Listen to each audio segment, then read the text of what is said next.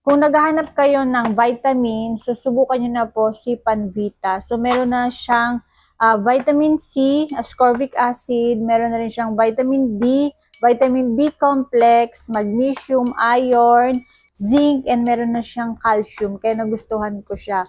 So, ito tinitake ko po siya sa umaga na may laman yung tiyan, and then ngayon naman na gabi, magte-take ako ng isa. So, yun.